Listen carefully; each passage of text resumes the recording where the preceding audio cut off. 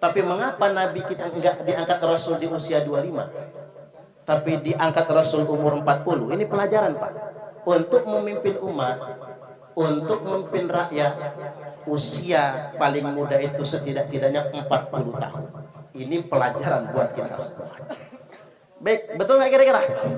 Setuju nggak kira-kira? Ya iya dong, kematangan usia. Sebelum wafat, Nabi tidak menunjuk pengganti. Itulah mengapa Nabi sudah mengajarkan kepada kita, Nabi anti oligarki. Tidak ada monarki. Nabi anti oligarki. Tidak ada monarki. Nabi itu anti oligarki. Buktinya Nabi tidak cawe-cawe. Nabi tidak memberikan sinyalemen siapa yang akan menggantikannya, tidak. Bahkan mungkin Nabi ingin cenderung kepada salah satunya. Misalnya Ali. Ali itu kan adik sepupunya, menantunya, ahlul baitnya. Tapi Nabi nggak cawe-cawe. Nabi nggak oligarki. Nabi wafat meninggal dunia diserahkan ke musyawarah. Maka bermusyawarah di Saqifah Bani Sa'idah, terpilihlah Abu Bakar menjadi khalifah. Setelah khalifah wafat, 2 tahun Abu Bakar jadi khalifah, wafat meninggal dunia, tidak ada juga cawe-cawe. Yang ada adalah musyawarah mufakat. Terpilihlah Umar menjadi khalifah 10 tahun. 10 tahun menjadi khalifah. Umar wafat, musyawarah mufakat lagi, ganti Utsman bin Affan. Utsman bin Affan ini sayangnya Bapak Ibu, setelah 12 tahun, lebih dari 10 tahun. Itulah mengapa ada nilai di sini kita ambil pelajaran. Berpuasa nggak boleh lebih dari 10 tahun. Nggak boleh. Karena mengapa? Umar 10 tahun aman. Begitu Utsman karena 12 tahun muncul persoalan. Itulah mengapa dulu Pak Soekarno 20 tahun lebih, akhirnya jatuh. Pak Soeharto berapa tahun? 32 tahun, akhirnya jatuh. Pak Soeharto tuh saking nggak mau diganti, nanya sama anak-anak, kamu mau jadi apa? Jadi dokter? Bagus. Lah kamu pengen jadi apa? Jadi guru? Bagus. Kamu pengen jadi apa? Insinyur? Bagus. Nah kamu mau jadi apa? Presiden? Jangan. Presiden sudah ada. Saking kesuliannya jadi presiden, sama anak kecil pun nggak mau diganti. Artinya Bapak Ibu, berpuasa terlalu lama itu nggak boleh. Makanya saya termasuk yang bikin konten viral menolak presiden 3 periode. Mengapa? Terlalu lama berpuasa itu tidak baik. Orang kemudian menjadi zalim. Orang kemudian menjadi zalim.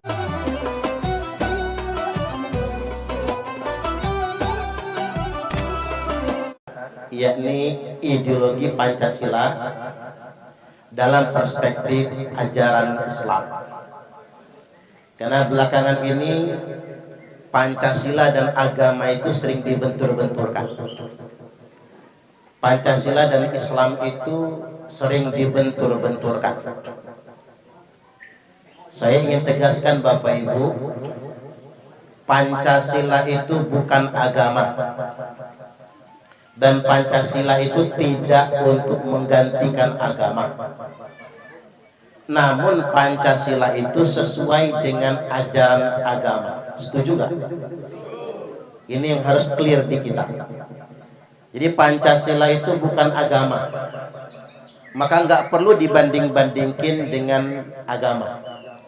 Dan tidak perlu diadu-adu dengan agama. Pancasila juga tidak untuk menggantikan agama. Maka ada rekrutmen pegawai BPIP, ditanya dengan pertanyaan penentuan akhir, apakah salam Pancasila bisa menggantikan Assalamualaikum? Yang dites jawab bisa. Itu yang dites. Maka kata yang ngetes langsung dijabat tangannya, selamat, Anda ikut tes lagi tahun depan. Gagal. Mengapa gagal? Cara berpikirnya salah. Berarti dia anggap Pancasila itu pengganti agama. Padahal sebetulnya paradigmanya Pancasila itu tidak untuk menggeser agama. Namun nilai-nilai Pancasila itu sesuai dengan ajaran agama. Agama manapun. Kalau kita bicara tentang spesifik Islam, karena saya ustaz, Nah, dalam perspektif agama Islam jelas sekali. Mengapa Pancasila sesuai dengan ajaran Islam? Karena dulu Nabi kita, Nabi Allah Muhammad Sallallahu Alaihi Wasallam, Nabi kita hijrah dari Mekah ke Madinah.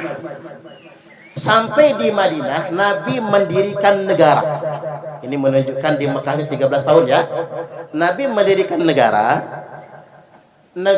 yang didirikan Nabi, bukan negara Islam. Jadi ini jawabannya Pak, Bu. Kalau ada yang ngajak mendirikan negara Islam ya, kalau ada yang mengajak mendirikan khilafah, kan kelompok-kelompok pengasuh khilafah itu kalau nggak Hizbut Tahrir, Khilafatul Muslimin. Balik lagi, Nabi tidak pernah mendirikan negara agama, tapi negara yang didirikan Nabi negara kesepakatan. Jadi negara Madinah itu bukan negara agama, negara kesepakatan. Ada umat Yahudi, ada umat Nasrani, dan bersepakat bersama Nabi kaum muslimin mendirikan sebuah negara kesepakatan namanya Madinah. Dan dasar negaranya bukan Al-Quran. Tak ulang, dasar negaranya bukan Al-Quran, tapi Sahifatul Madinah, piagam Madinah. Ini jawaban bagi kaum-kaum yang mengatakan Indonesia negara kafir, karena dasarnya Pancasila dan Undang-Undang Dasar 1945, bukan Al-Quran. Katakan balik, Nabi mendirikan negara, dasar negara Nabi bukan Al-Quran, tapi piagam Madinah. Nah, inilah yang dicontoh oleh pendiri negara kita. Kita bikin negara bukan negara agama, tapi NKRI, Negara Kesatuan Republik Indonesia. Dasar negaranya Pancasila. Konstitusinya Undang-Undang Dasar Negara Republik Indonesia tahun 1945. Itu nyontoh Nabi semua itu. Sila pertama, ketuhanan yang Maha Esa. Qul huwallahu ahad, Al-Quran. Sila yang kedua, kemanusiaan yang adil dan beradab. Innallaha ya'muru bil adli wal ihsan, Al-Quran. An-Nahl ayat 90. Sila ketiga, persatuan Indonesia. Wa'tasimu bihablillahi jami'an wa la tafarraqu, Al-Quran, Ali Imran 103. Sila yang keempat, kerakyatan yang dipimpin oleh hikmat, kebijaksanaan dalam permusyawaratan perwakilan. Wa amruhum syura bainahum, Al-Quran. Sila yang kelima, keadilan sosial bagi seluruh rakyat Indonesia. I'dilu huwa aqrabu littaqwa, Al-Quran. Yang keempat tadi Asy-Syura ayat 38. Yang kelima ini Al-Maidah ayat yang ke-8. Yuk kita ulas dikit-dikit aja satu-satu. Satu, ketuhanan yang Maha Esa. Mengapa sila pertama ini ketuhanan bukan agama? Karena kita semua berhak berbeda agama. Setuju nggak kira-kira? Makanya di Al-Quran dikatakan begini, wa ilahuna wa ilahukum wahid, Tuhan kami dan Tuhan Anda semua satu. Makanya di dalam ajaran Islam nggak boleh menghina Tuhan agama lain. Halo, halo, dengarnya ya Pak, Bu, maaf ini, jangan mentang-mentang Islam ya, lalu kita menghina Tuhan agama Kristen, kita menghina Tuhan agama Katolik, Hindu dan Buddha, Konghucu, nggak boleh. Wala tasubbul ladzina yad'una min dunillah, jelas di Quran, nggak boleh menghina Tuhan agama lain. Makanya saya heran kalau ada orang Islam mendakwahkan agama nyaci maki agama lain, mentang-mentang dia mayoritas kemudian jadi arogan, nggak boleh. Begitupun umat beragama lain tidak boleh menghina yang disakralkan dalam Islam, nggak boleh menghina Al-Quran, tidak boleh juga mereka menghina Nabi Allah Muhammad Sallallahu Alaihi Wasallam. Wa ilahuna wa ilahukum wahid. Tuhan kami dan Tuhan Anda semua satu. Makanya kita punya konsep, walaupun beda agama, lakum dinukum waliyadin. Buat Anda agama Anda, buat kami agama kami, buat Anda amal Anda, buat saya amal saya. Tidak perlu saling menyalahkan, saling menghargai satu sama lain. Cocok apa cocok? Iya dong Pak. Banget. Saya sebelum Ramadan tahun kemarin diundang ke ceramah ke Kupang, Nusa Tenggara Timur. Kupang itu kan mayoritas Katolik. Jadi agama terbesar nomor 2 Katolik, agama terbesar nomor 1 Katolik, nomor 2 Kristen, nomor 3 Islam. Jadi saya ceramah di Kupang itu Pak, pesertanya mayoritas Katolik sama Kristen. Karena saya menyampaikan ceramah kebangsaan.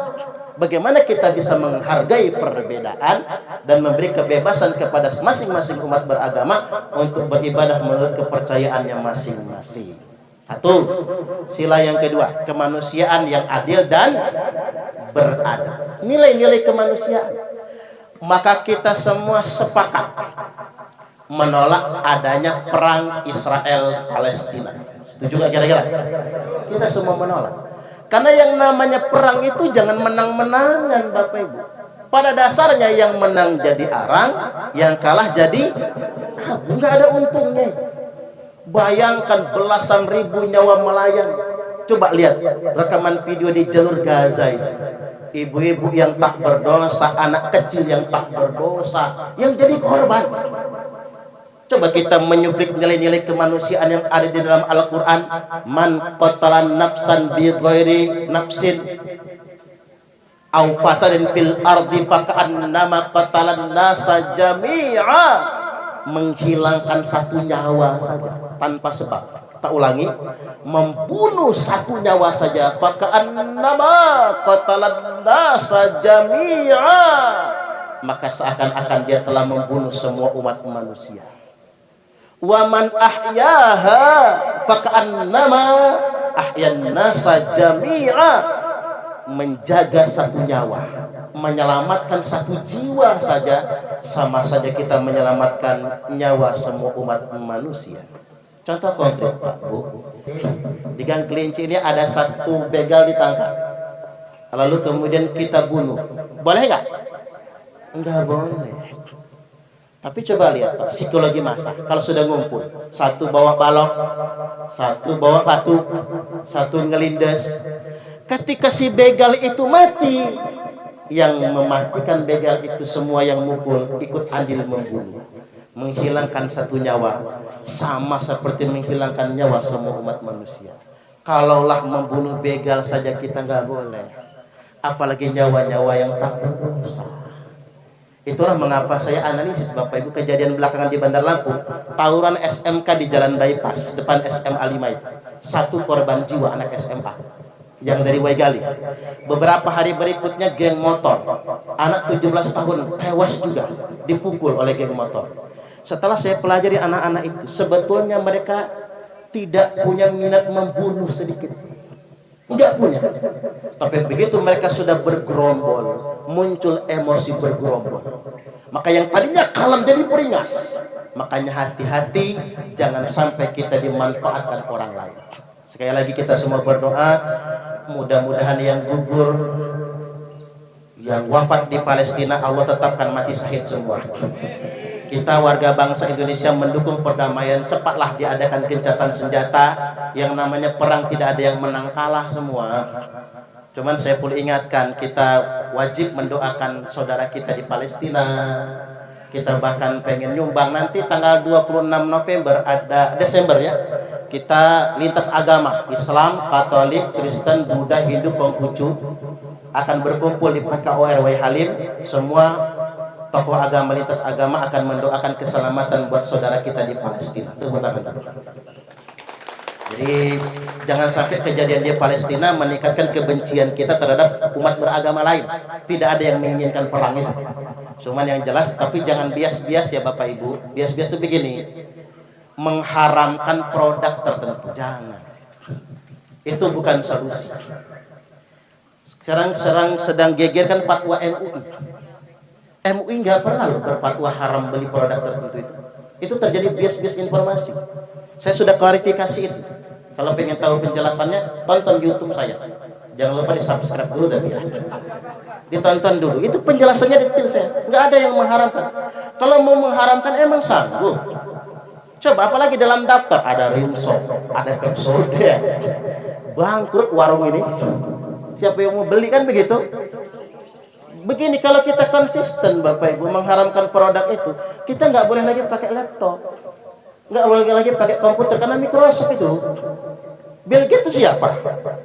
Kan begitu kan? Facebook nggak boleh dipakai, YouTube nggak boleh dipakai, Instagram nanti nggak boleh dipakai, semua nggak boleh dipakai. Hari kita nggak ada yang bisa, nggak boleh naik pesawat, naik unta aja ke Makassar. Ini masalah ini. Saya harus klarifikasi.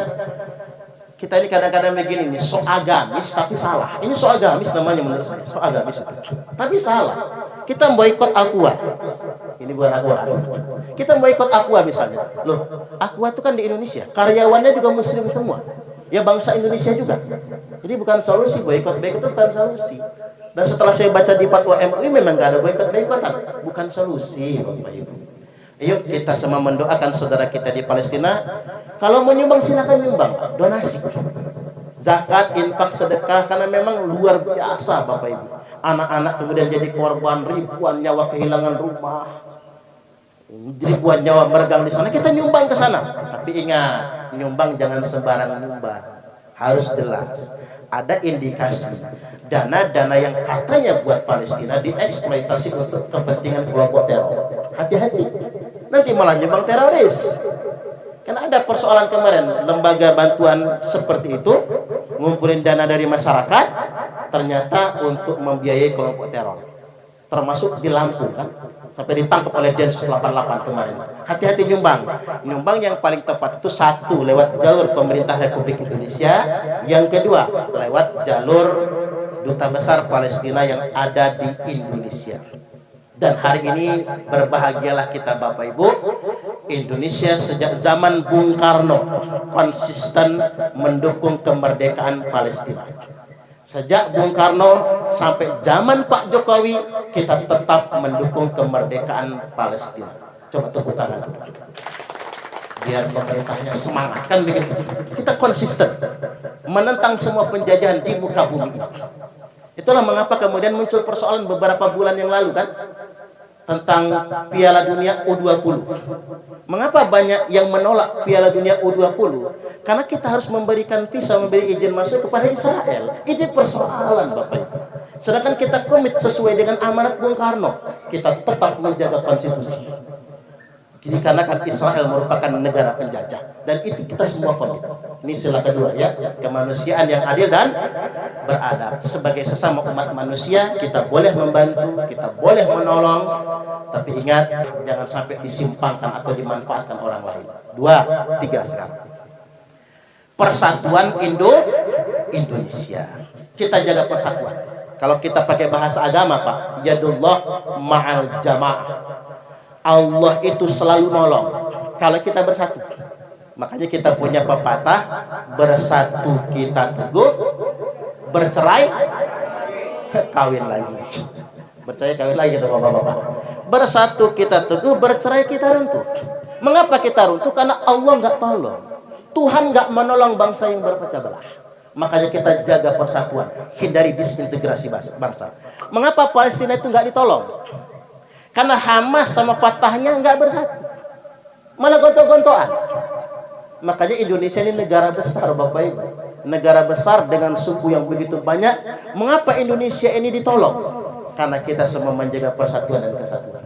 Makanya ini tahun politik, boleh beda pilihan politik, setuju nggak? Tapi jangan musuhan. Cocok atau cocok? Saya setuju betul sama Mbak Yeni Wahid.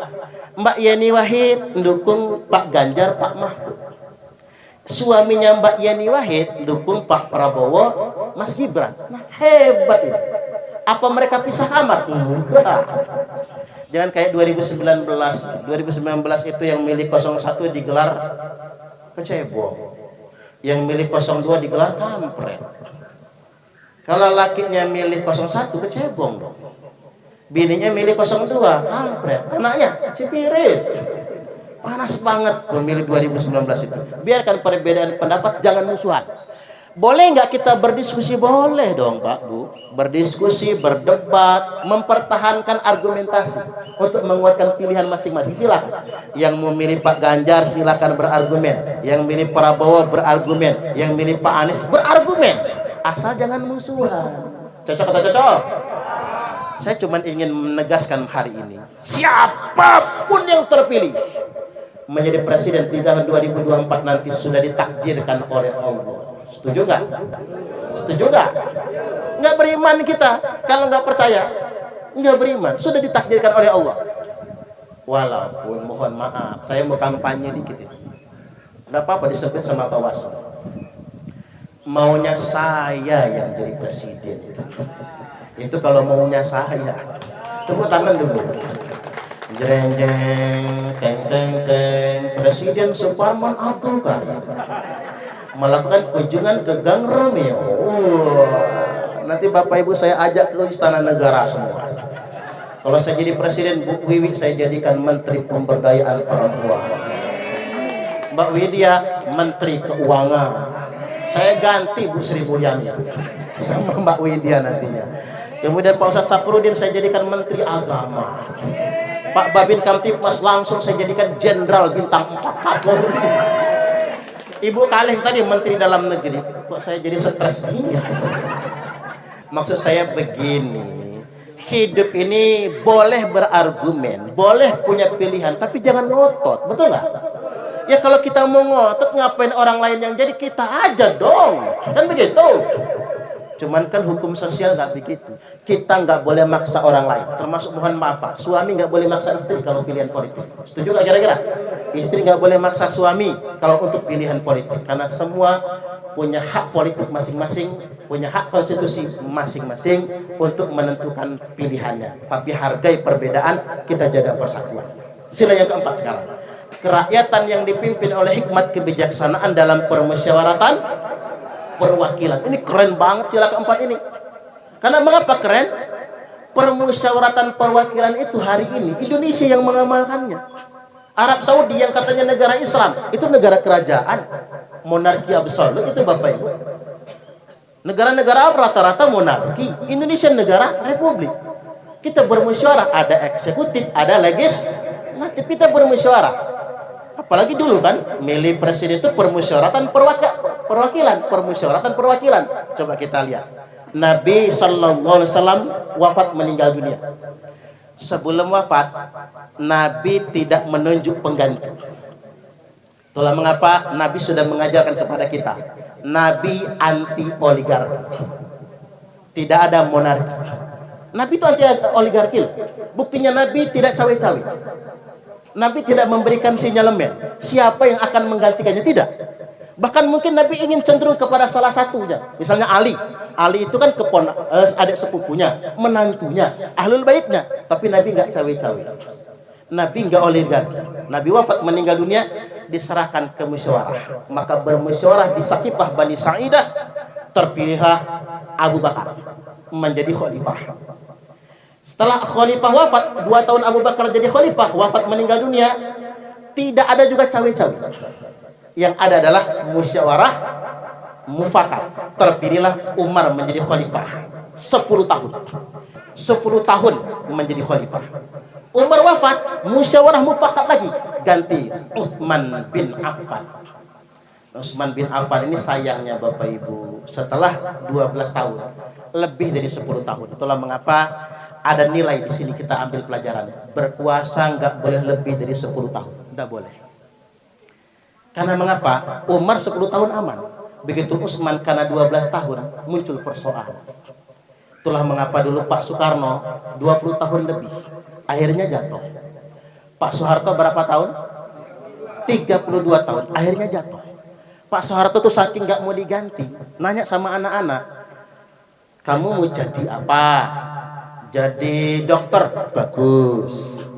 Lah kamu pengen jadi apa? Jadi guru, bagus. Kamu pengen jadi apa? Insinyur, bagus. Nah kamu mau jadi apa? Presiden, jangan. presiden sudah ada.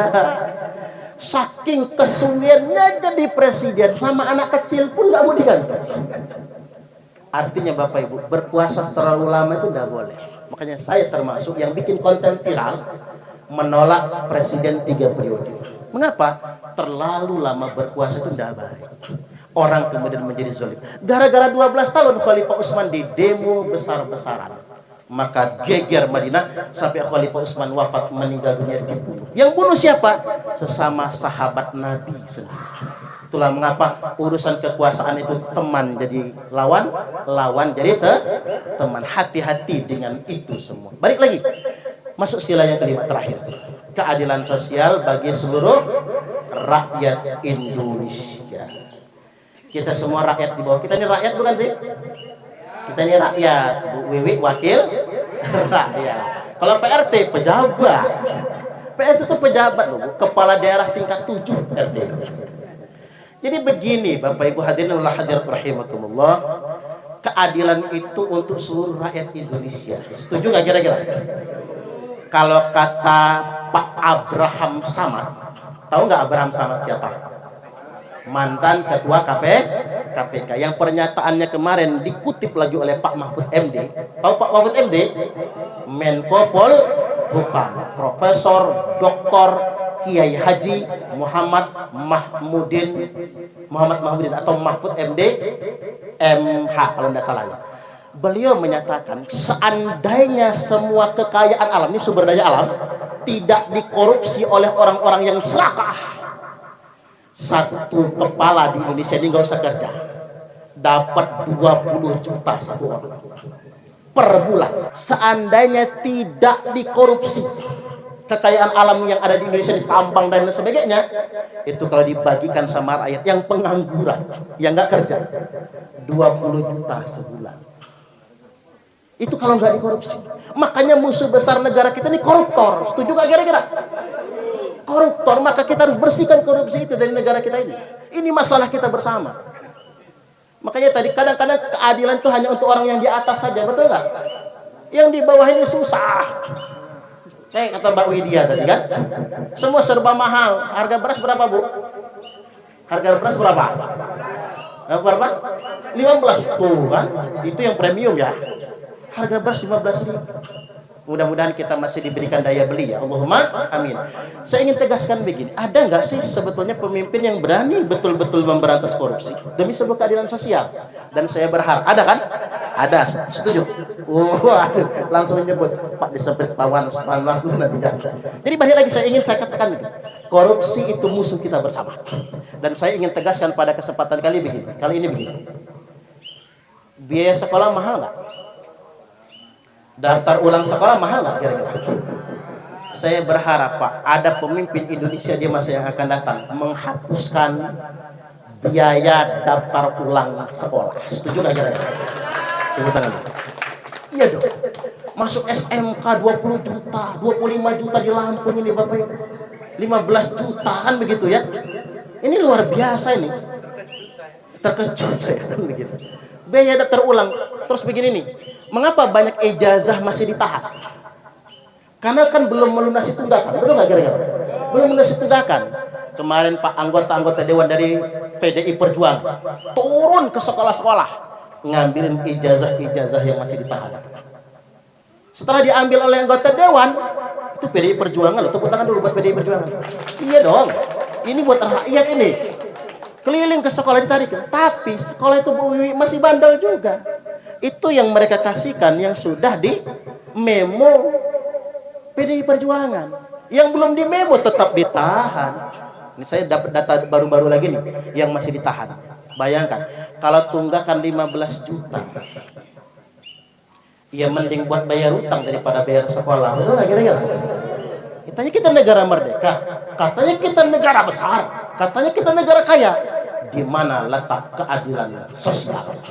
Baik, terakhir Bapak Ibu saya ingin sampaikan pada kesempatan kali ini, masuk ke pemilihan legislatif 2024 nanti, pilihlah pemimpin yang betul-betul membela kepentingan rakyat. Setuju nggak kira-kira? Betul-betul perhatian sama rakyat. Jangan mau hanya diiming-imingi oleh duit serangan pajar dan lain sebagainya. Ya, jangan ngomong begitu Pak. Enggak boleh. Saya ingin katakan begini. Orang Indonesia itu jeleknya begini. Ada malaikat datang. Malaikat ini datang. Nama malaikatnya Wiwi Anggraini. Nama malaikatnya datang. Ada malaikat datang ngajak. Ya iya, enggak aja kan. Itu orang Indonesia. Malaikatnya pulang, demit datang. Demit sama jin. Bawa angpau isinya 200.000. Demit yang dicoblos. Subhanallah. Kalau dikasih gocap, Allah anggota dewan pelit. Tolak kan? Kasih 100.000, ya udah, nanti tak bantu. Masih kalimat begitu. Begitu kasih 200.000, siap milih bapak. Iya.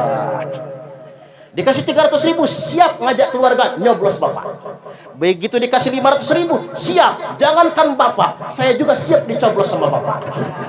Jangan pula kayak gitu, kacau Bapak Ibu. Jangan sampai kehormatan kita, harga diri kita bisa digadaikan dengan uang. Cocok nggak kira-kira? Baik, demikian mudah-mudahan ini semua bermanfaat. Kesimpulannya sederhana, saya kembali ke awal. Kalau ada yang hendak membenturkan agama dengan Pancasila, ini cara menjawabnya. Pancasila bukan agama, Pancasila tidak untuk menggantikan agama, namun Pancasila sesuai dengan ajaran agama. Wallahul muwaffiq ila aqwamit thoriq. Wassalamualaikum warahmatullahi wabarakatuh.